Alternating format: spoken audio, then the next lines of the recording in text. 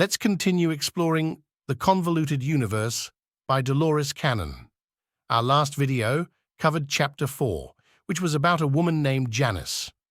When Janice drove to her friend's dinner, she arrived much later than expected and couldn't recall what happened during her drive that caused the missing time. Consequently, she sought a hypnotherapy session with Dolores Cannon. In the next chapter, Chapter 5, Dolores introduces another interesting case involving a driver who also experienced missing time and a vacant memory. Let's dive into it. In the session described by Dolores Cannon, she reflects on her work with abduction cases involving missing time. Initially, her subjects typically found themselves on a craft interacting with extraterrestrials. However, as Cannon's work progressed, she encountered cases where subjects experienced otherworldly situations instead of being on physical crafts. She concluded that assumptions should not be made in this field, as new cases often deviate from established patterns, broadening her understanding of the unknown.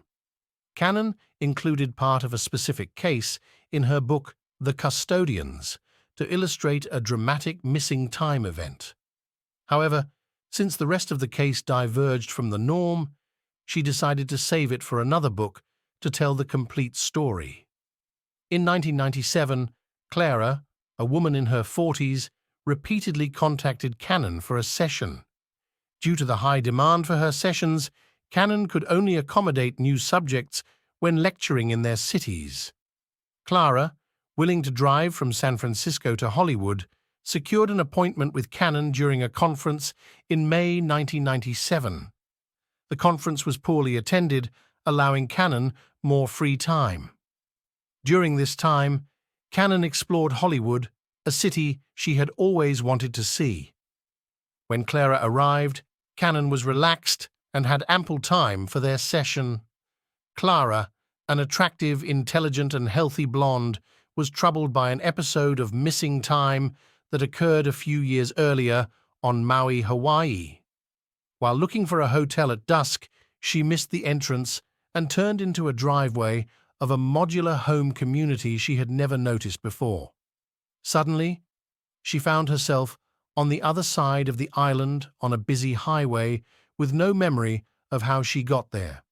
On a subsequent trip to Maui, she searched for the community but never found it again, prompting her to seek Cannon's help. Clara proved to be an excellent subject, easily entering a deep trance. Cannon guided her back to March 1994, when the incident occurred. Clara remembered arriving at the Maui Sun Hotel for a workshop, admiring the vibrant flowers before heading out for dinner. The session aimed to uncover what happened during her missing time. See, I've never dined there before. I've merely passed by. It's situated right by the water, while my hotel is up the hill a bit. I've always longed to sit in the hotel with its windows wide open, listening to the water crashing on the beach. It's been a desire of mine for quite some time, but it just never materialized. D. What time of day is it? C. It's nearing dusk. I can't discern the exact time from the clock, but it's growing darker. It's quite challenging to see without streetlights. As I pass by the Asland, a large establishment, I miss the driveway. There are numerous trees, and the driveway appears, well, not concealed, but I simply overlook it. Frustrated, I just can't seem to locate it. So I continue further, searching for a spot to turn around and head back, as I truly want to dine at that hotel. During this exchange, Clara appeared to be conversing with herself while driving and also responding to my inquiries. C. I'm driving, and I stumble upon this place. All right, so I come across this spot. It's a cul-de-sac. Yes, this seems like a suitable place to turn around. I've never seen this place before. Confused.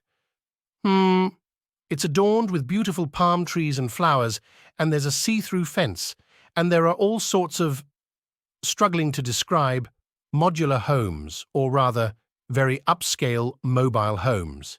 Yes, okay, it's a stunning locale. D, did you find a spot to turn around? C, yes, it's a cul-de-sac, and I'm maneuvering my car. Softly. Then I notice these bright lights. Pause, then bewildered. They're like blinding lights. D, where are they? C, and breathing faster. They're descending from the sky. It's like a funnel of light, with the wider end facing me. It's akin to sunlight filtering through trees, bright and intense, and I sense a surge of potent energy emanating from this light. Deep breaths. D, is it a solid light? C, it's like beams of light, streams of light. Clara's voice and breathing patterns indicated she was experiencing something unusual and mildly unsettling. D, are you still driving your car? C, no, I simply exist. I just am. D, what do you mean? C, in disbelief, it's as though I'm a part of this light. D, are you still inside your car? C, no, I feel like I'm floating, as if I'm one with the light. Deep breaths. I'm pure light. It feels like transcending time and light, like I'm journeying, moving, I'm headed somewhere, yet I'm unsure of the destination. And that's all right. She was evidently engrossed in the experience, the sensation of floating, of traversing, through colors, through time, through space, through deep breaths. It's immensely serene. D, is that all you can perceive, colors? C, sluggishly, colors and golden light. It's profoundly tranquil. She exhales in a relaxed manner. The sensation is that I'm everything, and everything is me. All that exists is present. All that exists is here. All that exists is. D, do you feel like you're moving or heading somewhere? C, yes, ascending, moving towards another place and another time. D, let's explore where you're headed. C, hesitant. It's as if I've arrived. It resembles a place where... Deep sigh. It's exceedingly challenging to articulate. Clara struggled to articulate her surroundings, but it seemed she landed on very flat terrain with several spires. They resemble buildings, grey like granite, sparkly in colour, yet more grey, sparkling akin to granite. D, do you wish to go there? C, I do, but I feel a reluctance.